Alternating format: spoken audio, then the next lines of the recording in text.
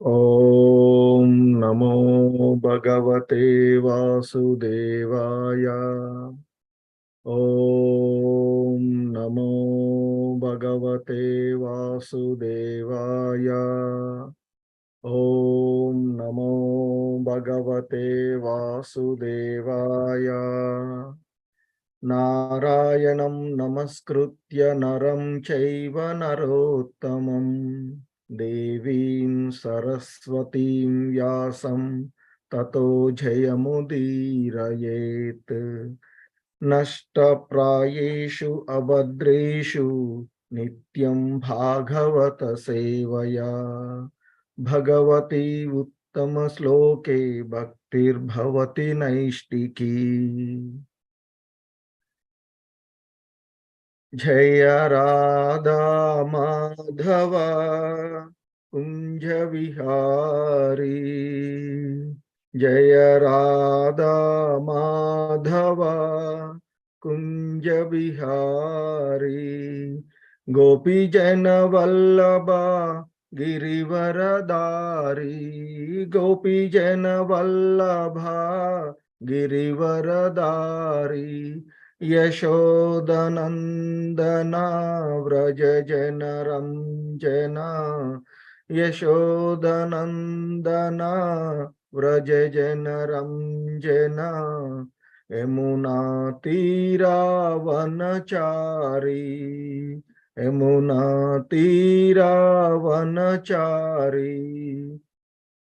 జయ రాధా మాధవ కుంజ Vihari. Hare Krishna. So భక్తులందరికీ ఈరోజు ఉదయం శ్రీమద్ భాగవతం పారాయణం కార్యక్రమానికి ఇస్కాన్ మంగళూర్ శ్రీ శ్రీ రాధా గోవింద ఆలయం తరపున స్వాగతం తెలియచేస్తూ ఉన్నాము. సో ఈ భాగవత పారాయణ కార్యక్రమంలో మనము 3వ స్కందంలో 15వ అధ్యాయము ఆ భగవద్ధామం యొక్క వర్ణన అనేటువంటి ఈ 15వ అధ్యాయాన్ని చూస్తూ ఉన్నాము. సో ఈ క్రమంలో మనము బ్రహ్మాజీ దేవతలతో ఆ గోలోక బృందావనం, ఆ వైకుంఠ ధామం, ఆ భగవద్ధామం యొక్క వర్ణనను తెలియచేస్తూ ఉన్నటువంటి అంశాలను చూస్తూ ఉన్నటువంటి ఈ క్రమంలో సో అక్కడ ఆ లోకంలో ఉండేటువంటి పరిస్థితులు, అక్కడ ఉన్నటువంటి మానవులు, తర్వాత ఇతర రకాలైనటువంటి జీవులు, అవి ఏ విధంగా ఆధ్యాత్మికంగా పరిపూర్ణతను ప్రదర్శిస్తూ ఉన్నాయి అనేటువంటి అంశాలు, అక్కడ ఆ భగవంతుని యొక్క సేవలో ఏ విధంగా నిమగ్నమై ఉంటారు అనేటువంటి అంశాలను చూస్తూ ఇక మనము నిన్నటి క్లాసులో చూసినటువంటి అంశాలలో అంటే ఆధ్యాత్మికంగా వృద్ధి చెందినటువంటి పరిస్థితులలో, ఆధ్యాత్మికంగా అంటే ఆ భక్తి భావనలో నెలకొనేటువంటి వారి యొక్క పరిస్థితి, అంటే దానికి ముందు మరి ఏ విధమైనటువంటి కార్యక్రమాలు, అంటే ఏ విధంగా మనము ఆ భగవంతుని యొక్క దివ్యధామాన్ని చేరుకోగలుగుతాము, ఏ విధమైనటువంటి అంటే శిక్షణ పొందకపోవడం ద్వారా, అంటే ఏ విధమైనటువంటి ఆలోచనలు కలిగి ఉండడం ద్వారా ఆ భగవద్ధామాన్ని ప్రవేశించలేము అనేటువంటి అంశాలను తెలియచేసినటువంటి బ్రహ్మాజీ ఆ తర్వాత నిన్నటి మనం చూసినటువంటి 25వ శ్లోకంలో ఆ భగవంతుని యొక్క మహిమలను నిరంతరం కీర్తించడం ద్వారానే ఆ దివ్యధామాన్ని చేరుకోవచ్చు అని చెప్పేసి, మరి ఆ విధంగా ఆ భగవంతుని యొక్క మహిమలను శ్రవణం చేసేటప్పుడు మరి భక్తులు ఏ విధమైనటువంటి పారవశ్యానికి గురి అవుతారు అనేటువంటి అంశాన్ని తెలియచేసి, ఆ విధమైనటువంటి మార్పు, పారవశ్యాన్ని పొందకపోయినట్లయితే అది వ్యర్థము అనేటువంటి అంశాన్ని తెలియచేస్తూ మనకి ఆయన చెప్పినటువంటిది. అంటే ఆ భగవంతుని యొక్క మహిమలను వినిన తర్వాత ఆ ఆశ్రుధారణం అంటే కన్నుల నుండి ఆనంద బాష్పాలు రాకుండా ఉండడం అనేటువంటిది పాషాణ హృదయులకే జరిగేటువంటి అంశము అని. సో, భగవన్ మహిమలను విన్నటువంటి వాళ్ళు ఆ భక్తిలో తన్మయంతో ఆ! ఆహ్, వారి యొక్క కన్నుల వెంట నీరు ధారాళంగా ప్రవహిస్తూ ఉంటుంది అని. అటువంటి మార్పు పొందినటువంటి వాళ్ళు ఇతరమైనటువంటి ఈ పుణ్యకర్మలు, ఈ భౌతికమైనటువంటి కర్మలను ఆచరించకపోయినా ఆహ్, పూర్ణానందాన్ని పొందినటువంటి వాళ్ళు ఖచ్చితంగా ఆ భగవంతుని యొక్క దివ్యధామానికి చేరుకుంటారు అని. అలాగే మరి ఆ విధంగా మార్పు కలగకపోయినట్లయితే పారవశ్యము చెందనప్పుడు వారు అంటే చెందట్లేదంటే వాళ్ళు ఆ భగవన్నామాన్ని అపరాధరహితంగా చేయడం లేదు అని. సో, అపరాధరహితంగా ఉన్నప్పుడు మాత్రమే ఆ భగవంతుని యొక్క దివ్యధామాన్ని చేరుకోగలుగుతామని. సో, కాబట్టి ఆ భగవంతుని యొక్క నామాన్ని, ఆ పవిత్ర హరినామాన్ని జపం చేసేటప్పుడు అంటే హరే కృష్ణ, కృష్ణ కృష్ణ హరే హరే, హరే రామ, రామ రామ అని ఆ భగవంతుని యొక్క నామాన్ని కీర్తించేటప్పుడు ఆహ్, పారవశ్యంలో గురి అవుతారు అనేటువంటిది. అలా అంటే పారవశ్యము పొందేటువంటి దేహమైన మార్పులు పొందేటువంటి అవకాశము ఎప్పుడుంటుందంటే, నామాపరాధాలు లేకుండా జరిగినప్పుడు మాత్రమే సాధ్యమవుతుంది అనేటువంటి విషయాన్ని కూడా చూసినటువంటిది. సో, అందులో మనకి శ్రీల ప్రభుపాదుల వారు ముఖ్యంగా తెలియచేసినటువంటి అంశము ఆహ్, ఎవరైతే భక్తిలో అంటే ప్రతి వైష్ణవుడు కూడా కృష్ణ ప్రేమను వెనువెంటనే పొందగోరినట్లయితే, ఈ 10 రకాలైనటువంటి నామాపరాధాలు జరగకుండా చూసుకోవాలి అనేటువంటి అంశాన్ని చెప్తారు. అందులో మొదటిది ఆ భగవంతుని యొక్క ఎందుకంటే ఈ భగవంతుని గురించి తెలుసుకోవడానికి శిక్షణ అవసరమవుతుంది. ఆ శిక్షణ ఇచ్చేటువంటిది ఎవరు మరి? వైష్ణవులు. ఆ విషయాలను ప్రచారం చేసేటువంటి. మరి అటువంటి ఆ భగవంతుని నామాన్ని ప్రచారం చేయుటలో జీవితాలను ధారపోసినటువంటి వైష్ణవుల దూషణ అంటే ఆ వైష్ణవులను నిందింపరాదు అనేటువంటి చెప్తూ ఉంటుంటారు. ఒకవేళ అలాంటిది జరిగినట్లయితే అది ఘోరమైనటువంటి అపరాధము అని చెప్తూ ఉన్నారు. సో, అలాగే ఇంకా ఆ పరమ పవిత్రమైనటువంటి భగవంతుని యొక్క నామము పరమ మంగళకరమైనటువంటిది.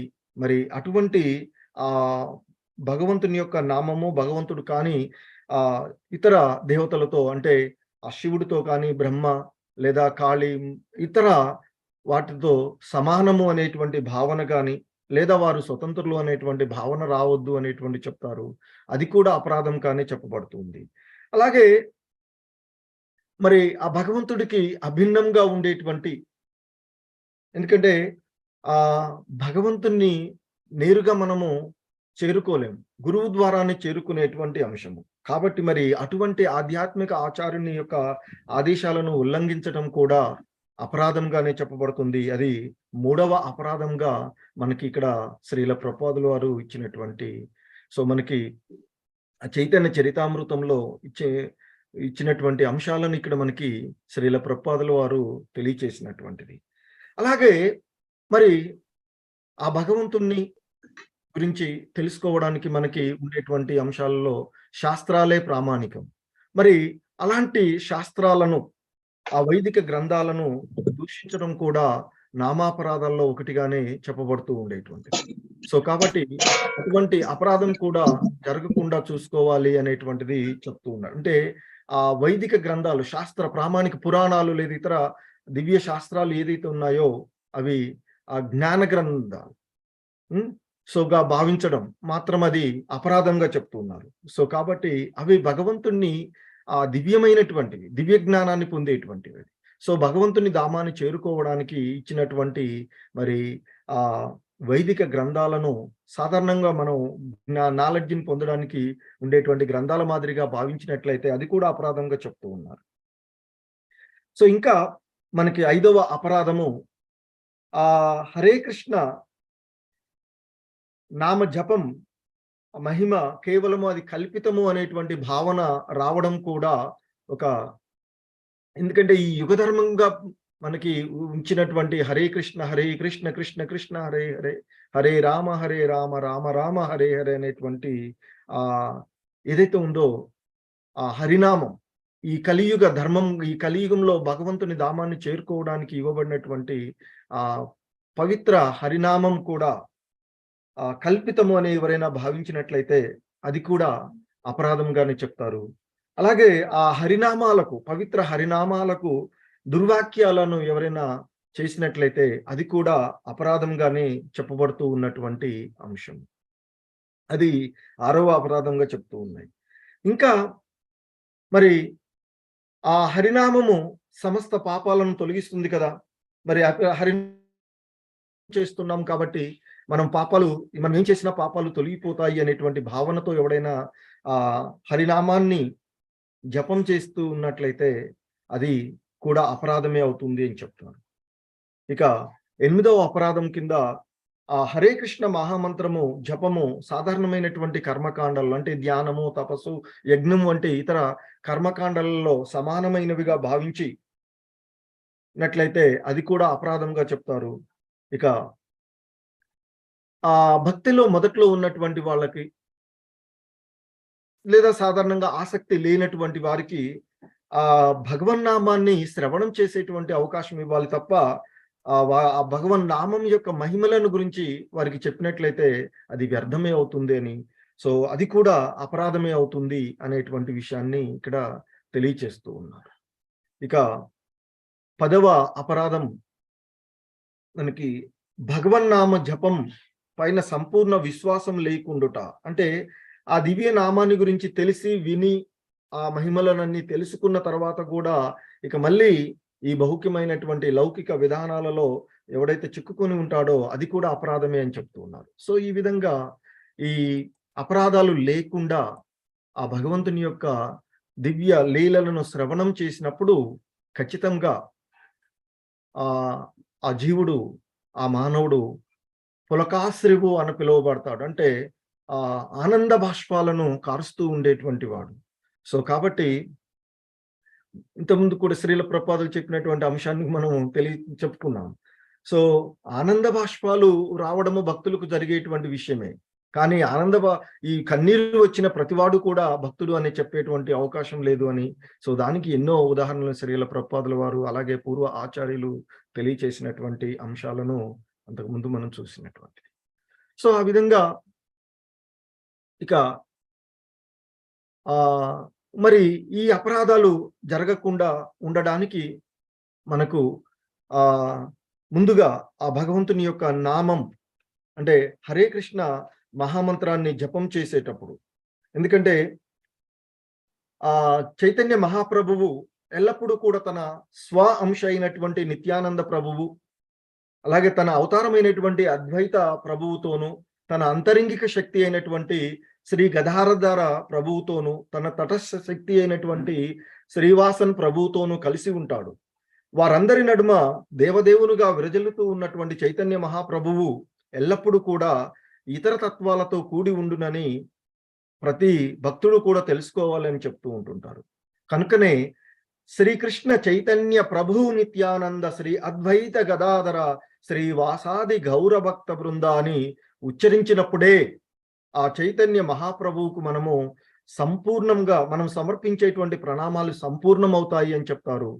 మరి ఆ చైతన్య మహాప్రభువుని ఆశ్రయించినప్పుడే, ఆ పవిత్ర హరినామము కీర్తించినప్పుడు సమస్త అపరాధాల నుండి ముక్తుడవుతారని చెప్తారు. మరి చైతన్య మహాప్రభువు మరి ఎప్పుడు సంపూర్ణమవుతుంది అంటే తన యొక్క భక్త బృందంతో కలిసి చెప్పినప్పుడు. అందుకే మనము జయ శ్రీకృష్ణ చైతన్య ప్రభు నిత్యానంద శ్రీ అద్వైత గదాధర శ్రీవాసాది గౌరభక్త బృంద అని ముందుగా వారందరినీ కలిపి ఆయనతో, ఎందుకంటే వారి మధ్య ఆయన దేవదేవుడుగా విరజిల్లుతూ ఉండేటువంటి పరిస్థితి. సో కాబట్టి ఆయన యొక్క ఇతర తత్వాలతో ఎప్పుడు కలిసి ఉంటారు అని, సో కాబట్టి ఆ విధంగా చెప్పినప్పుడే ఆ చైతన్య మహాప్రభు ప్రణామాలు పూర్తి అవుతూ ఉంటాయి. సో కాబట్టి కృష్ణ చైతన్య ఉద్యమంలో మనకి ప్రభుపాదులు వంటి గురువులు, మనకి ఆచార్యులు, పూర్వ ఆచార్యులు మనకి ఇచ్చినటువంటి ఆ నామజపం చేసేటప్పుడు ఆ పంచతత్వ మంత్రాన్ని మనము జపం చేస్తూ ఉంటాం. సో తద్వారా ఈ నామాపరాధాలు జరగకుండా, సో కాబట్టి ఆ పంచతత్వ మంత్రాన్ని చెప్పినప్పుడు ఆ చైతన్య నిత్యానంద ప్రభు చెప్పడం ద్వారా శ్రీ చైతన్య మహాప్రభువు మహా వదన్యావతారంగా చెప్తూ ఉంటుంటారు. అంటే పరమ ఔదార్య అవతారంతో కూడినటువంటి ఇది అది. సో కాబట్టి పతిత జీవుల యొక్క అపరాధాలను ఆయన పరిగణించరు అని చెప్తారు. ఆ విధంగా ఆయన్ని మనము శరణుజొచ్చినప్పుడు ఆ నామాపరాధాలు లేకుండా ఆ భగవంతుని యొక్క నామము, లీలలు, గుణాలు వీటన్నిటిపైన మనకి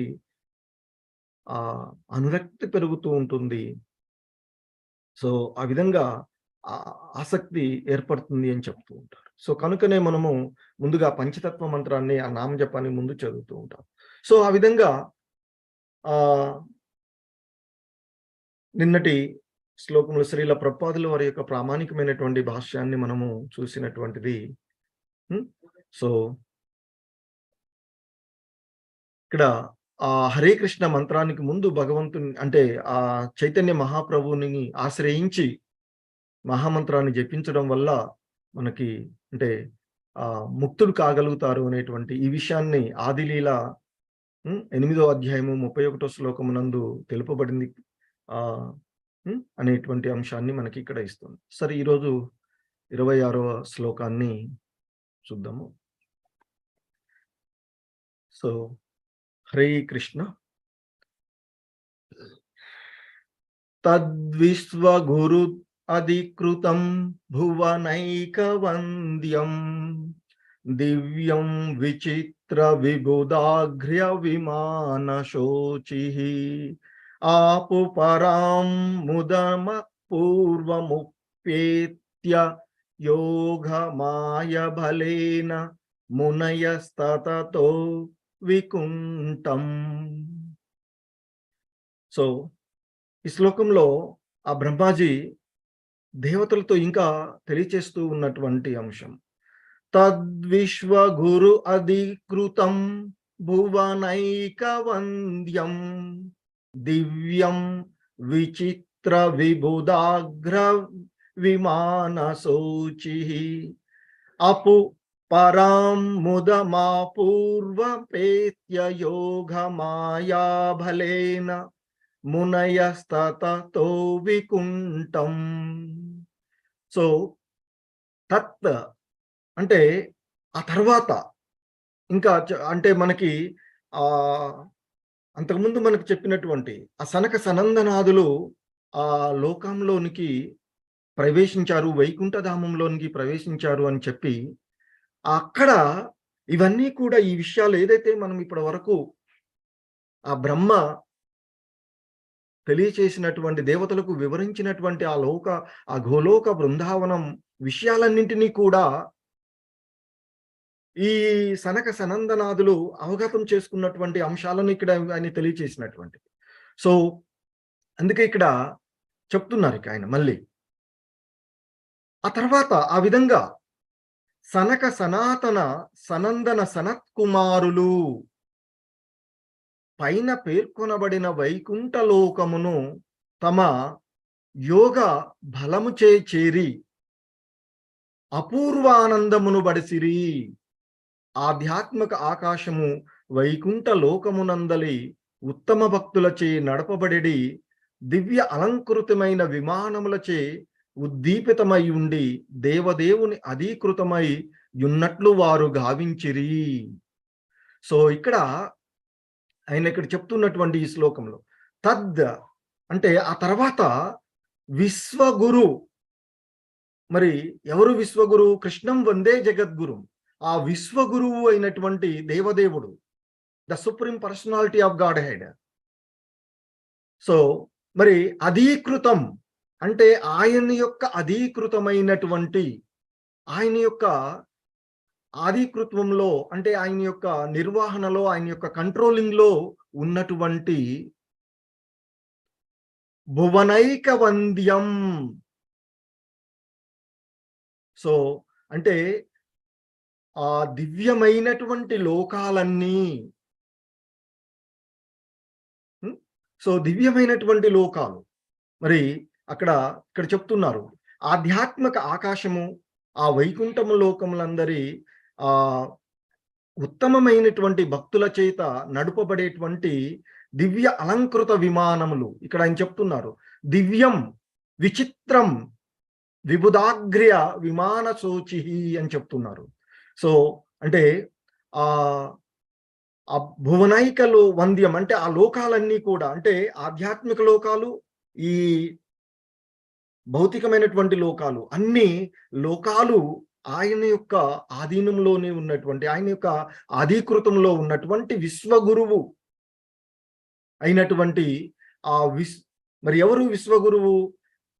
దేవాది దేవుడైనటువంటి శ్రీకృష్ణ భగవానుడు. ఎందుకు మరి ఆయన విశ్వగురువుగా మనం అంటే ఇక్కడ మనం చెప్తాం, ఈ సృష్టిలో తొలి జీవుడుగా ఉండేటువంటి బ్రహ్మ, ఆయన మొదట ఆయనను సృష్టించిన తర్వాత ఆయనకి ఈ సృష్టిలో ఏంటి ఏమి అనేటువంటి ఏ విషయాన్ని కూడా అతడు అజ్ఞానంలో ఉన్నటువంటి వాడు. మరి అటువంటి బ్రహ్మకు జ్ఞానాన్ని కలగజేసినటువంటి వాడు దేవాది దేవుడైనటువంటి కృష్ణ భగవానుడు. సో కనుక ఆయనే జగద్గురు, ఆది గురువు. అంతకు ముందు ఎవరూ లేరు. ఎందుకంటే తొలిజీవుడుగా, సృష్టిలో తొలిజీవుడుగా బ్రహ్మ ఉన్నాడు. ఆ బ్రహ్మకే జ్ఞానాన్ని కలగజేసినటువంటి వాడు కనుక ఆది గురువు. మరి అటువంటి ఆది గురువు, విశ్వగురువు అయినటువంటి దేవదేవుడు యొక్క ఆధీనంలో ఉన్నటువంటి ఆ వైకుంఠం లోకాలు, అలాగే ఇతర లోకాలు, భువనైక లోకం, లోకాలన్నీ కూడా, సృష్టి మొత్తము ఆధ్యాత్మిక మరియు భౌతిక అన్ని లోకాలు. సో మరి ఇక అయితే ఆ ఆధ్యాత్మిక ఆకాశంలో అక్కడ ఉన్నటువంటి ఉత్తమమైనటువంటి భక్తులు, అక్కడ ఉన్నటువంటి వాళ్ళందరూ కూడా చెప్పాం కదా, ఎవరు మరి ఆ వైకుంఠ లోకాన్ని చేరుకోగలరు అంటే ఆ భగవంతుని యొక్క అనుగ్రహం పొంది, ఆ భగవంతుని యొక్క భక్తియుత సేవలో నిమగ్నమైనటువంటి వాళ్ళు. సో అంతకుముందు శ్లోకంలో ఆ భగవంతుని అనుభూతి పొందినటువంటి వాళ్ళు మాత్రమే ఆ లోకాన్ని చేరరు. అక్కడ ఉండేటువంటి వాళ్ళంతా కూడా ఉత్తమమైనటువంటి గురువులు అని చెప్పి. సో దివ్య అలంకృతమైనటువంటి, అంతకుముందే చెప్పాం, వజ్ర వైడూర్య కనకాలతో నిర్మితమైనటువంటి విమానాలలో ప్రయాణించేవారు అక్కడ ఉండేటువంటి భక్తులు తమ భార్యలతో కూడి అని చెప్పారు బ్రహ్మాజీ. సో కాబట్టి దివ్య అలంకృతమైనటువంటి ఉద్దీపితమై ఉండి దేవదేవుని అధీకృతం అన్ని ఉన్నప్పటికీ కూడా అవన్నీ కూడా దేవదేవుని యొక్క ఆధీనంలోనే, ఆయన యొక్క నియంత్రణలోనే ఇవన్నీ కూడా ఉన్నట్లు అక్కడికి చేరుకున్నటువంటి ఆ సనక సనాతన సనందన సనత్కుమారులు. సో ఈ విధంగా ఇంతకుముందు వర్ణించినటువంటి విధానాలన్నింటినీ కూడా వారు తెలుసుకున్నారు అని చెప్తున్నారు. అంటే ఇప్పుడు బ్రహ్మాజీ మనం ఇంతకుముందు తెలుసుకున్నటువంటి విషయాలన్నీ కూడా అక్కడికి చేరుకున్నటువంటి ఈ నలుగురు కుమారులు ఎవరైతే ఉన్నారో, సనక సనాతన సనందన సనత్ కుమారులు, వీరందరూ కూడా అక్కడ ఉన్నటువంటి వారిని అవి అనుభూతి పొందారు, ఆ దివ్యమైనటువంటి ఆ పరిస్థితులన్నిటినీ అనేటువంటి చెప్తున్నారు. మరి అక్కడికి వారు ఎలా చేరారు అంటే, చేరి అక్కడ వారు ఆ పొందినటువంటి అనుభూతులను కూడా చెప్తున్నారు. ఇక్కడ ఆయన చెప్తూ ఉన్నటువంటి అపూహ అంటే పొందడం ఏంటి? పరం పరాం ముదం ఆపూర్యం అని చెప్తున్నారు. అంటే ఆపూర్వం అంటే పూర్వము పొందనటువంటి, అపూర్వం అంటే అనూహ్యమైన అని చెప్తాం ఇక్కడ. సో అయితే వాస్తవాన్ని ఇంకా కూడా అంటే పూర్వము అంటే ఇంతకు ముందు పొందినటువంటి అనుభూతులు, అపూర్వము అంటే ఇక అంతకు ముందు కూడా వాళ్ళు ఎప్పుడూ పొందినటువంటి అనుభవాన్ని పొందినట్లుగా ఇక్కడ చెప్పబడుతూ ఉన్నటువంటిది. అంటే అంతకు ముందు వారు ఎన్నడూ కూడా పొందినటువంటి ఆనందాన్ని ఆ వైకుంఠ లోకంలో ఆ సనత్ కుమారులు పొందారు అనేటువంటి విషయాన్ని ఇక్కడ మనం అర్థం చేసుకోవాల్సినటువంటిది. సో కాబట్టి ఆ వైకుంఠ లోకమున వారు పొందారు, మరి ఆ ఆనందాన్ని పొందారట. మరి ఆ ఆ లోకానికి వారు ఎలా చేరారు అనేటువంటి దాన్ని ఇక్కడ చెప్తూ ఉన్నారు. యోగమాయ బలేనా. సో ఇక్కడ యోగమాయ బలేనా ఆ మునులు సాధారణమైనటువంటి ఈ భౌతిక ప్రపంచంలో భౌతికమైనటువంటి మాయ ద్వారా పోలేదు. వారు యోగమాయ శక్తి ద్వారా, మహామాయ ద్వారా కాదు, యోగమాయ శక్తి ద్వారా వారు ఆ లోకాలకు చేరారు అనేటువంటి అంశాన్ని ఇక్కడ చెప్తున్నారు. సో ఆ విధంగా సనక సనాతన సనందన సనత్ కుమారులు అనేటువంటి ఆ నలుగురు మహర్షులు వారి యొక్క ఆ యోగ మాయ ద్వారా ఆ వైకుంఠ లోకాన్ని చేరి అక్కడ ఉన్నటువంటి ఆ దివ్యమైనటువంటి ఆధ్యాత్మిక లోకంలో ఉండేటువంటి దివ్య అలంకృతమైనటువంటి విషయాలు, ఆ దివ్యమైనటువంటి భక్తులు, అక్కడ ఉన్నటువంటి వాటన్నిటిని కూడా వారు చూసి ఎంతో ఎంతో పూర్వము వారు అంటే బ్రహ్మలోకంలో వారు బ్రహ్మతో ఉన్నప్పుడు, ఆ బ్రహ్మలోకంలో వారంతా కూడా ఆత్మారాం. సో అటువంటి వాళ్ళు అంతకుముందు వారు ఆ బ్రహ్మలోకంలో గాని, పరబ్రహ్మంతో పొందినటువంటి ఆ అనుభూతుల కంటే కూడా ఉన్నతమైనటువంటి అంతకుముందు పొందనటువంటి అనుభూతులను వారు పొందారు అనేటువంటి విషయాన్ని తెలియజేస్తున్నారు. సో ఇక శ్రీల ప్రభుపాదుల వారి యొక్క భాష్యము చూసినట్లయితే శ్రీల ప్రభుపాద్‌కి జై. ఓం అజ్ఞానతిమిరాంధస్య జ్ఞానాంజనశలాకయా చక్షుర్మిలితం ఏన తస్మై శ్రీగురవే నమః. నమో ఓం విష్ణుపాదాయ కృష్ణప్రేష్ఠాయ భూతలే శ్రీమతే భక్తివేదాంత స్వామీతి నామినే. నమస్తే సారస్వతీ దేవి గౌరవాణి ప్రచారిణి నిర్విశేష శూన్యవాది పాశ్చాత్య దేశతారిణి. जय श्री कृष्ण चैतन्य प्रभु नित्यानंद श्री अद्वैत गदाधर श्रीवासाधि गौर भक्त वृंद. हरे कृष्णा कृष्ण कृष्ण हरे हरे, हरे राम राम राम हरे हरे. हरे कृष्ण. సో ఇక జగద్గురు ఇక్కడ విశ్వగురువు శ్రీకృష్ణ భగవానులు అని చెప్తున్నారు. అలాగే గురువుని కూడా మనము విశ్వగురువుగానే భావిస్తున్నాము. ఎందుకు అనేటువంటి అంశాలు చూద్దాం. ఆల్రెడీ గురువు తత్వంలో ఐడిసి కోర్సుల్లో వాటిలో, అలాగే చైతన్య చరితామృతము ఆదిలీల మొదటి అధ్యాయంలో కృష్ణదాస గోస్వాముల వారు, కవిరాజ గోస్వాముల వారు మొదటి అధ్యాయంలో వారు గురుతత్వాన్ని, గురువులను గురించి మొత్తము ముందుగా వారు వివరించినటువంటి అంశం. సో కాబట్టి భగవంతుణ్ణి చేరడానికి గురువు యొక్క ప్రాముఖ్యతను వారు చాలా చక్కగా వివరించినటువంటి. సో సరే, ఇక్కడ మనము శ్రీల ప్రభుపాదుల వారు సో మనకి మరి ఆ భగవంతుని చేరుకోవడానికి ఉన్నటువంటి గురువు గారు ఇప్పుడు ఎక్కడైతే ఎవరైనా ఇక్కడ చెప్తూ ఉన్నటువంటి ప్రతి అంశాలు కూడా జస్ట్ మనం ఇక్కడ రీడ్ చేస్తున్నటువంటి, ఎవరి ద్వారా మీరు శ్రవణం చేస్తున్న అవన్నీ కూడా జస్ట్ పోస్ట్ మ్యాన్స్ మాత్రమే. ఇవన్నీ కూడా జగద్గురువుగా చెప్పబడేటువంటి శ్రీల ప్రభుపాదుల వారి యొక్క బోధనలు ఇవి. అవి వారి గురువుల నుండి విన్నటువంటి. ఇప్పుడు మనము ఇస్కాన్ ద్వారా నడుస్తుంది కనుక ఇస్కాన్ వ్యవస్థాపక ఆచార్యులుగా వారి యొక్క బోధనలే ఇక్కడ గురువుల ద్వారా ఏదో క్లాసులు నేను చెప్తున్నా, కమలేశ్వర ప్రభు, ఇంతకుముందు ఇంకా ప్రభువులు ఎవరమన్నా ఇస్తున్నా, ఇవన్నీ కూడా మావి కావు. ఎవరము కూడా జగద్గురు మనకి ఇస్కాన్ సంస్థాపక ఆచార్యులైనటువంటి శ్రీల ప్రభుపాదుల వారి యొక్క బోధనలు మీరు విన్నట్లే, అంటే యథాతథంగా అవే చెప్తున్నాం కాబట్టి మా సొంతంగా ఎవరు ఏమి ఇక్కడ మనం చెప్పేటి కాదు.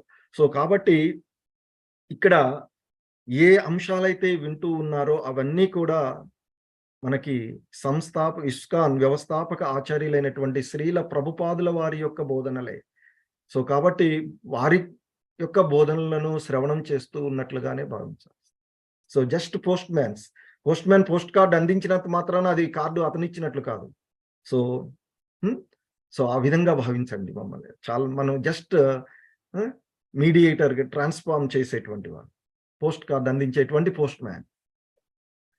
సో ఇక్కడ శ్రీల ప్రభుపాదుల వారు చెప్తూ ఉన్నారు, పూర్ణ పురుషోత్తముడు అయినటువంటి శ్రీకృష్ణ భగవానుడు అద్వితీయుడు. అంటే ఇక్కడ అందుకే మనం నామాపరాధాల్లో చెప్తాం, ఆయనతో సమానులు గాని, ఆయన కంటే ఉన్నతులు గాని ద్వితీయుడు కాదు శ్రీకృష్ణ భగవానుడు. ప్రథముడే, అద్వితీయుడు, ఆయననే ఫస్ట్. సో కాబట్టి ఆయనకు సమానులు ఉండేటువంటి అవకాశమే లేదు, ఆయన కంటే ఉన్నతులు కూడా ఉండేటువంటి అవకాశం లేదు. సో కనుకనే ఇతర దేవతలు ఎవరు కూడా ఆయనకు సమానులని, ఆయనతో కంటే స్వతంత్రులు అనేటువంటి భావన రావడం కూడా అపరాధమే అని చెప్తూ ఉంటారు వైష్ణవులకు.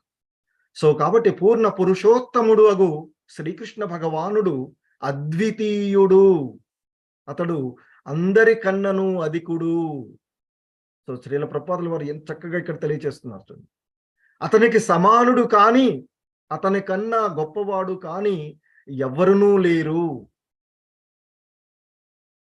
కనుకనే ఆ దేవదేవుడు ఇచ్చట విశ్వ గురువుగా వర్ణించబడినాడు. బ్రహ్మాజీ చెప్పాడు ఇక్కడ. ఏం చెప్తున్నారు? తద్విశ్వ గురుదీకృతం భువనైక వంద్యం అని చెప్తున్నాడు. సో కాబట్టి ఆ పూర్ణ పురుషోత్తముడైనటువంటి శ్రీకృష్ణ భగవానుడు అద్వితీయుడు, అందరికన్నా అధికుడు, అతనికి సమానుడు కానీ అతనికన్నా గొప్పవాడు కానీ ఎవ్వరూ లేరు. కాబట్టి ఆ దేవదేవుడు, the supreme personality of God head, ఆయనే విశ్వగురువుగా కృష్ణం వందే జగద్గురు సోగా వర్ణించబడినాడు అని చెప్తున్నారు. సమస్త భౌతిక ఆధ్యాత్మిక సృష్టి యందు పరమ నిత్యుడైన అతడే భువనైక వంద్యుడు. సో అంటే అన్ని లోకాలకు కూడా ఆయనే వంద్యుడు, వందనీయుడు, అందరి చేత కూడా కీర్తించబడేటువంటి వాడు.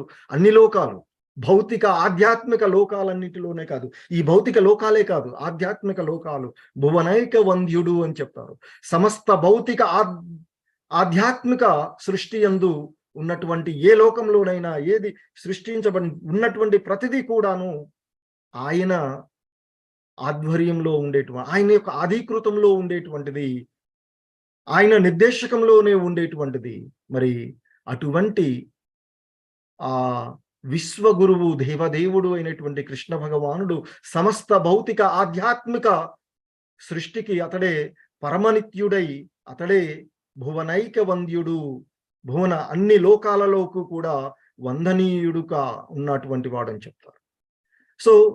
సో మొదటి అంశం ఇక్కడ శ్రీల ప్రభుపాదుల వారు మనకి తెలియచేస్తూ ఉన్నటువంటి ఈ శ్లోకంలో 4 అంశాలు తెలియజేస్తారు. మొదటిది విశ్వగురువు. ఆ తర్వాత ఆ ఆధ్యాత్మిక లోకాలలో ఉండేటువంటి అంశాలు, దివ్య అంశాలను గురించి రెండో తెలియచేస్తూ ఉంటారు. తర్వాత ఆ అక్కడికి చేరినటువంటి వాళ్ళు ఆ ఆధ్యాత్మిక లోకంలో పొందినటువంటి ఆనందము, తర్వాత అక్కడికి చేరుకోవడానికి ఉండేటువంటి మార్గం, అంటే యోగ మాయ భలే, తర్వాత అపూర్వం ఆనందం. సో అలాగే ఆధ్యాత్మికమైనటువంటి ఇక్కడ చెప్పేటువంటి వీటిలో రెండవది దివ్యం విచిత్రం విబుధాగ్ర విమాన సోచిహి అని చెప్తూ ఉంటారు. అంటే ఆ ఆధ్యాత్మిక లోకంలో, ఆ వైకుంఠ లోకంలో ఉండేటువంటివన్నీ కూడా దివ్యమైనవి, అంటే ఇక్కడ చాలా గొప్పమైనటువంటి స్వయం ప్రకాశమానాలు, అక్కడ ఉండేటువంటి ఆధ్యాత్మిక ఆకాశమునందలి విమానాలు స్వయం ప్రకాశములై ఉండి గొప్ప భక్తులచే నడుపబడుచుండును. అనగా భౌతిక జగమునందు లభ్యమయ్యేది దేనికి ఆ లోకమునందు కొరత లేదు, అవన్నీయును అచ్చట లభ్యమై ఉండును. కానీ అవి ఆధ్యాత్మిక స్వభావము కలిగినవైన కారణమున నిత్యములను ఆనందపూర్ణములను అయినందున అధిక విలువను కలిగి ఉన్నవి అని చెప్తూ ఉన్నారు.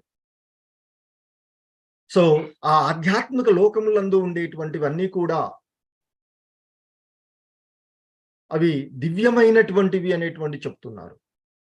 ఆ దివ్యమైనటువంటివి అక్కడ ఉండేటువంటి వాటిలో మనకి అంతకుముందు కూడా చెప్పినటువంటివి, అక్కడ భక్తులు ఆ వజ్ర వైఢూర్యములు కనకాలతో అలంకృతమైనటువంటి విమానాల్లో వారి యొక్క భార్యలతో వాళ్ళు ప్రయాణిస్తూ ఆ భగవంతుని యొక్క లీలలను కీర్తిస్తారు. మరి వారు అక్కడికి వెళ్ళేదేంది? వారి యొక్క ఏకాంతాల కోసం కాదు, వారు అక్కడికి చేరుకున్నటువంటిది అక్కడ ఉండేటువంటి ఆ భగవంతుని కీర్తించడానికి ఆ విమానాల్లో ప్రయాణిస్తారు, దివ్యమైనటువంటి విమానాల్లో అని చెప్తూ ఉంటారు. మరి ఇక్కడ ఈ భౌతిక ప్రపంచాల్లో విమానాలు నడవడానికి ఇంధనాలు కావాలి, పైలట్ కావాలి. సో కానీ అక్కడ ఉండేటువంటి ఆ పదార్థాలు కూడా, జడ పదార్థాలు కూడా దివ్యమైనటువంటివి. సో కనుక ఆ విమానానికి, అక్కడ ఉండేటువంటి విమానానికి ప్రత్యేకంగా వేరే ఈ భౌతిక ప్రపంచంలో లాగా పొల్యూషన్ కలుగజేసేటువంటి ఇంధనాలు ఏవి కూడా అవసరం లేదు అనేటువంటి అంశాన్ని తెలియచేస్తూ ఉన్నారు. అలాగే అక్కడ వాటిని నడపడానికి ప్రత్యేకంగా శిక్షణ పొందినటువంటి పైలట్లు అవసరం లేదు. అక్కడ భక్తులే, అంటే అక్కడ ఉన్నటువంటి వాళ్ళు పరిపూర్ణమైనటువంటి అంశాలను జ్ఞానాన్ని కలిగి ఉన్నటువంటి వాళ్ళు కనుక. సో వాళ్ళే వారి యొక్క విమానాలను, దివ్యమైనటువంటి విమానాలను నడుపుకుంటూ వాళ్ళు ఆ భగవంతుని యొక్క నామ గుణ లీలలను కీర్తించుకుంటూ ఆ భగవంతుని యొక్క సేవలో నిమగ్నమవుతూ ఉంటారని చెప్తారు. సో అంతే కాకుండా ఇంకా చెప్తున్నారు.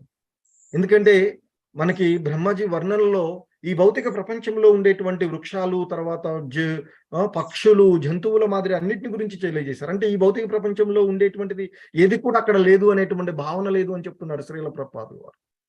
సో కాబట్టి భౌతిక జగమునందు లభించేటువంటి దేనికైనా వైకుంఠ లోకమునందు కొరత లేదు అని చెప్తూ ఉన్నారు. అవన్నీ అచ్చట లభ్యమై ఉంటాయి. అంతేకాకుండా అవి అన్నీ కూడా ఆధ్యాత్మిక స్వభావాన్ని కలిగి నిత్యములుగా ఉంటాయి, ఆనందపూర్ణములైనటువంటివి, అధిక విలువలను కలిగి ఉన్నటువంటివి అని చెప్తూ ఉంటుంటారు. సో ఇంకా చెప్తున్నారు ఆయన శ్రీల ప్రభుపాదులు, వైకుంఠ లోకమున, అంటే ఇక్కడ ఈ వైకుంఠ లోకము ఎవరో ఒక అనామకునితో ఆదీకృతము కానందున అచ్చట ఆ మునులు దివ్య ఆనందమును పొందిరి అని చెప్తున్నారు. ఎందుకంటే ఈ భౌతిక ప్రపంచంలో లాగా ఒక ప్రాంతం ఉంటే ఒక ఆధీకృతంలో ఉంటుంది, మరొక ప్రదేశం మరొక ఆధీకృతంలో ఉండేటువంటిది. మరి ఇక్కడ ఉండేటువంటి ఈ లోకమైన బ్రహ్మలోకం వరకు కూడా అందరూ కూడా తాత్కాలికమైనటువంటి వాళ్ళు. సో ఎవరు కూడా సర్వానికి అధిపతులుగా ఉండేటువంటి వాళ్ళు కాదు. సో కనుక ఎవరో ఒక అనామకుడు చేత ఆధీకృతమైనటువంటివి కాదు ఆధ్యాత్మిక లోకాలు. ఆ భగవంతుడు, భగవంతుని యొక్క అవతారాలు, నిత్య లీలలు జరుపుతూ ఉండేటువంటి ఆధీకృతమైనటువంటి. అందుకనే మనకి ఇక్కడ ఈ శ్లోకంలో చెప్పిన విశ్వగురు ఆధీకృతం అని చెప్తారు, తద్విశ్వగురు అధీకృతం అని చెప్పారు. సో కాబట్టి ఆ విశ్వగురువు అయినటువంటి దేవదేవుడైనటువంటి ఆ కృష్ణ భగవానుడి చేత అధీకృతమై ఉండడం వల్ల ఇవన్నీ కూడా దివ్యమైనవిగా చెప్పబడుతూ ఉన్నటువంటి అంశాలు. సో కాబట్టి మరి అటువంటి ఆ విశ్వగురు ఆధీకృతమైనటువంటి ఆ ఆధ్యాత్మిక లోకాలకు వాళ్ళు ప్రవేశించారు. సో అక్కడ ఉండేటువంటి విమానాలన్నీ కూడా స్వయం ప్రకాశమానాలుగా ఉండే, ఆధ్యాత్మిక లోకాలన్నీ కూడా స్వయం ప్రకాశకాలు. మనకి భగవద్గీతలో ఆ భగవంతుడు చెప్తాడు, ఆ నా దివ్య ధామం ఏదైతే ఉందో అక్కడ సూర్యుడి యొక్క కాంతి గాని, అగ్ని, విద్యుత్తు, చంద్రుడి కాంతి గాని, సూర్యుడి కాంతి గాని, అగ్ని యొక్క వెలుతురు గాని అవసరం లేదు అని చెప్తారు. సో స్వయం ప్రకాశమానాలుగా ఉండేటువంటి ఆ లోకాలు. సో కాబట్టి అక్కడ ఉండేటువంటి ఆ విమానాలు కూడా స్వయంగా ఆ దేవతలు, అక్కడ ఉండేటువంటి భక్తులు ఏ విధంగా కోరుకుంటే ఆ విధంగా అవి ప్రయాణించేటువంటివి.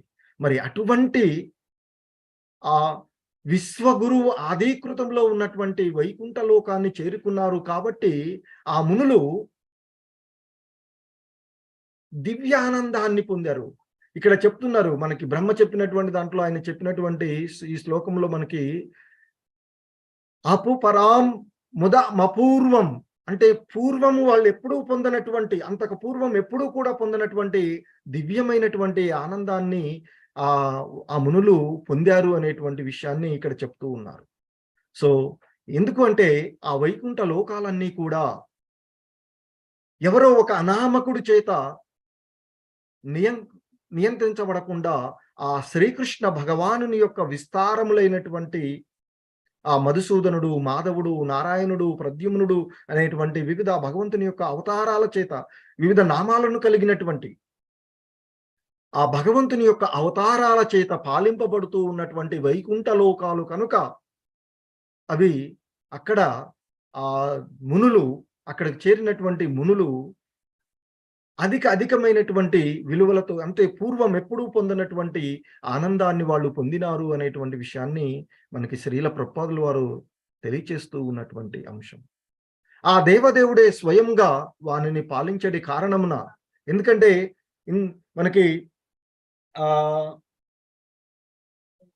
మనకి భగవంతుడు మనకి చైతన్య చరితామృతంలో చెప్తూ ఉంటారు. సో ఎందుకంటే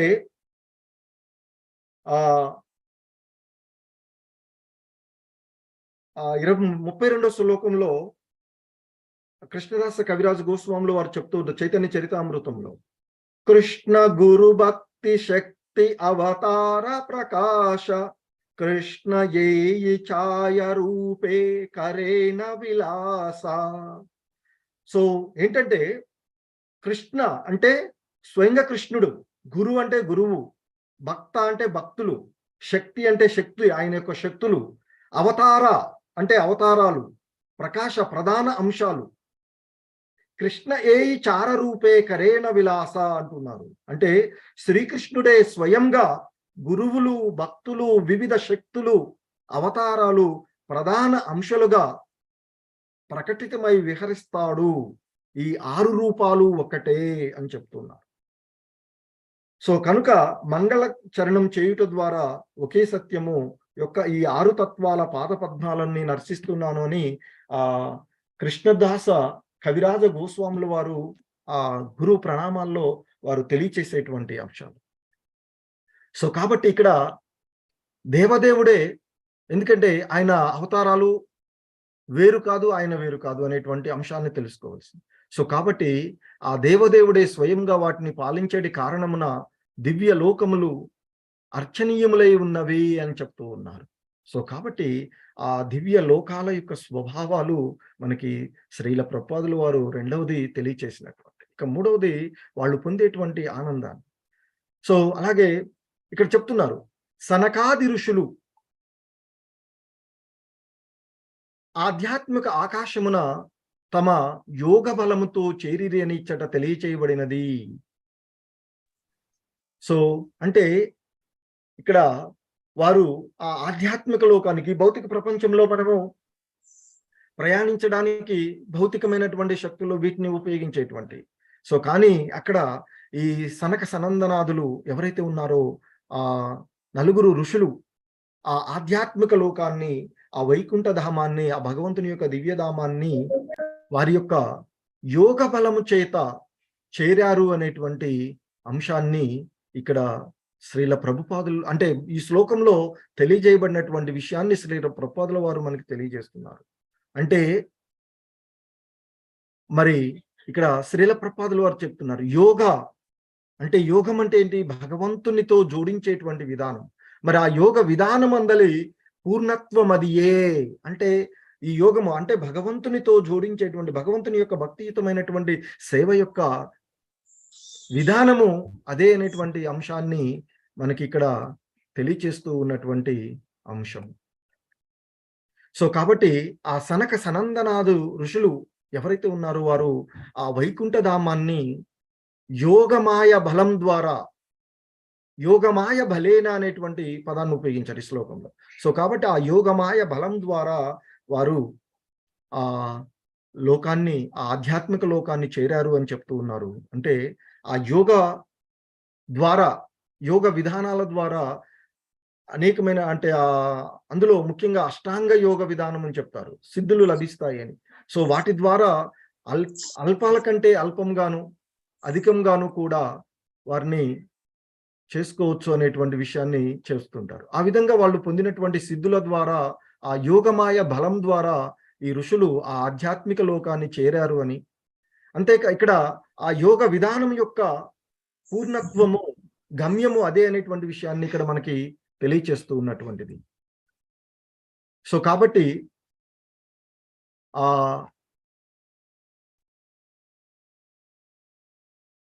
శ్రీకృష్ణ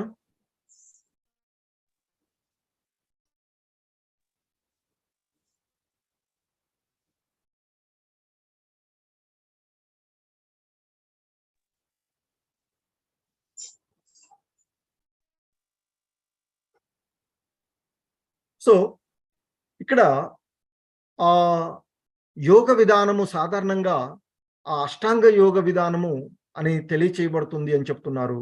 యోగ సిద్ధి ద్వారా మానవుడు అత్యంత తేలికైన దానికన్నా తేలికగాను కావచ్చు, అత్యంత బరువైన దానికన్నా బరువు కావచ్చును, కోరిన చోటుకి ఏగవచ్చు అంటే ప్రయాణించవచ్చును, కోరినంత ఐశ్వర్యాన్ని సాధించవచ్చును. అటువంటి సిద్ధులు 8 రకాలుగా ఉన్నవి అనేటువంటిది మనకి ఇక్కడ శ్రీల ప్రభుపాదులు వారు చెప్తున్నారు. అంటే ఈ యోగ విధానము ద్వారా కావలసింది ఏంటి అంటే, ఆ ఆధ్యాత్మిక లోకానికి చేరుకోవాలి అనేటువంటి పరిపూర్ణమైనటువంటి జ్ఞానం ఉండాలి అని చెప్తున్నారు. అంతేకాని అంటే ఇక్కడ ఈ యోగం ద్వారా ఏ విధమైనటువంటి సిద్ధిని, ఏ విధమైనటువంటి శక్తినైనా పొందవచ్చు అనేటువంటి విషయాన్ని తెలియజేస్తున్నారు. అంటే ఈ యోగా విధానము ద్వారా మరి అత్యంత తేలికైన దానికంటే తేలికైన కావచ్చు, అత్యంత బరువైనటువంటి దానికంటే బరువు కావచ్చు. అలాగే ఎక్కడికి పోవాలంటే ఎంత చాపాలంటే కూడా అంతవరకు అంటే అంత పొందవచ్చు అని, కోరినంత ఐశ్వర్యాన్ని, సంపదలను పొందవచ్చు అని. సో ఇలా 8 రకాలైనటువంటి సిద్ధులు ఉంటాయి అని చెప్తుంటారు. మరి ఇక్కడ మరి ఆ యోగమాయ ద్వారా సనక సనందనాది ఋషులు ఏ విధంగా ఆ వైకుంఠ లోకాన్ని చేరారంటే, ఈ భౌతిక ప్రపంచంలో తేలికైన దానికంటే అత్యంత తేలికగా తమను తాము వారు సిద్ధిని పొంది ఈ భౌతిక లోకం ఆ తలమును దాటి ఆ వైకుంఠ లోకాన్ని చేరారు అనేటువంటి చెప్తారు. సో కాబట్టి వారు ఈ యోగ మాయ ద్వారా తమను తాము వారు తేలికైన దానికంటే అతి తేలికగాను మార్చుకొని వారు ఆ వైకుంఠ ఈ భౌతిక ప్రపంచాన్ని వదిలేసి, అంటే ఆ బ్రహ్మలోకంను వాటన్నిటిని కూడా వదిలివేసి ఆ వైకుంఠ లోకాన్ని చేరారు అనేటువంటి విషయాన్ని ఇక్కడ మనకి తెలియచేస్తుంది. సో ఇక భౌతిక సృష్టి యొక్క అత్యున్నత స్థానమునకు చేరలేనందున నవీన యంత్రరోధసి వాహనము నిష్ఫలములై ఉన్నవి. సో అయితే ఇక మనకి శ్రీల ప్రపాదులు చెప్తున్నారు, భౌతిక సృష్టిలో ఎంతటి యంత్రాన్ని తయారు చేసినా ఈ భౌతిక ప్రపంచం యొక్క చివరి వరకు కూడా చేరలేము అనేటువంటి విషయాన్ని చెప్తూ ఉన్నారు. కానీ యోగ సిద్ధి ద్వారా, యోగ ద్వారా జీవుడు ఈ భౌతిక ప్రపంచాన్ని కాదు, ఈ భౌతిక ప్రపంచాన్ని దాటేసి ఆధ్యాత్మిక లోకాల వరకు కూడా చేరుకోవచ్చు అనేటువంటి విషయాన్ని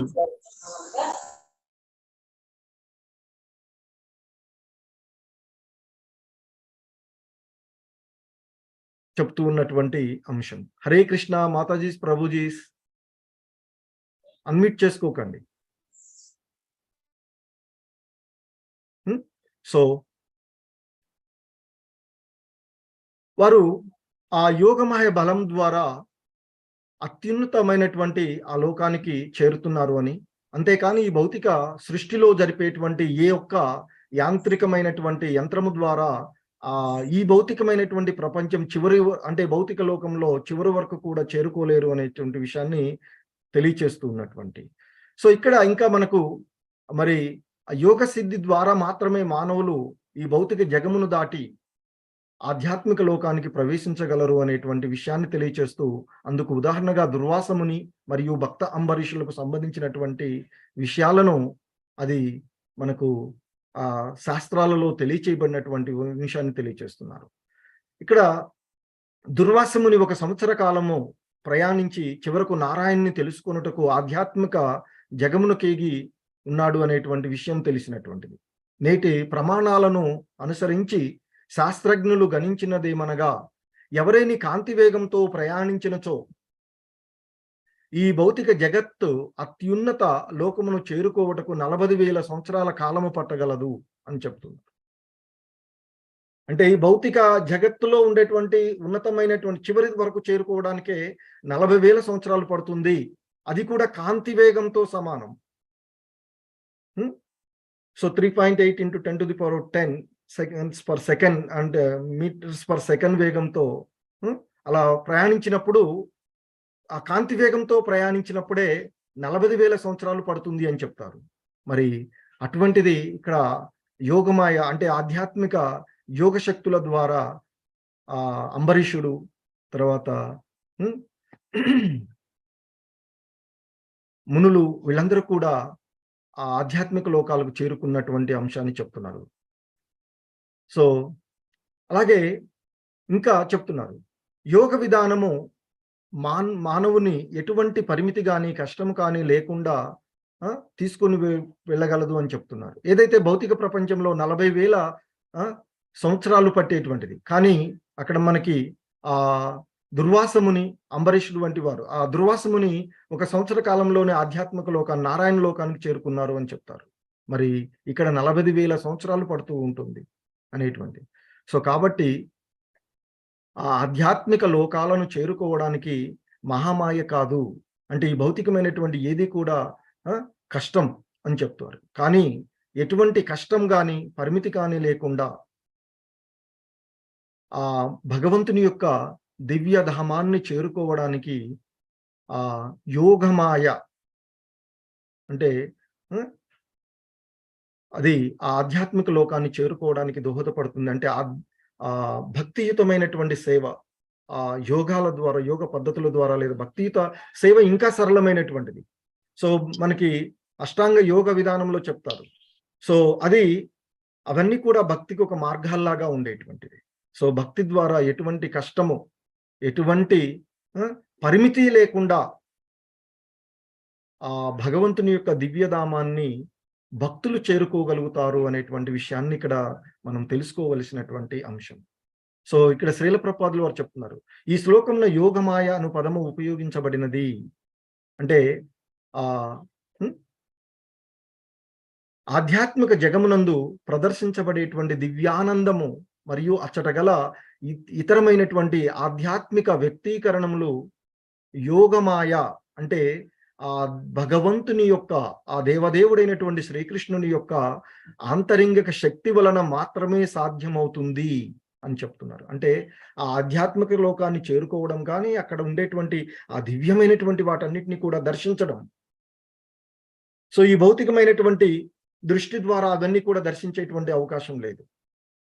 సో, కాబట్టి మాయావాదులు, శూన్యవాదులు అంతకుముందే చెప్పాం. ఆధ్యాత్మిక లోకాలన్నీ కూడా శూన్యంతో ఉన్నవి అని భావనతో చెప్తూ ఉంటారని చెప్తారు శూన్యవాదులు. సో, కాబట్టి ఇక్కడ మరి అక్కడ ఉండేటువంటి దివ్యమైనటువంటిది వ్యక్తీకరించబడడానికి అక్కడ ఉండేటువంటి ఆ భగవంతుని యొక్క ఆంతరింగిక శక్తి, యోగమాయ శక్తి ద్వారా మాత్రమే సాధ్యమవుతుంది అనేటువంటి అంశాన్ని మనకి శ్రీల ప్రభుపాదులు వారు తెలియచేస్తూ ఉన్నటువంటి అంశం. హరే కృష్ణ.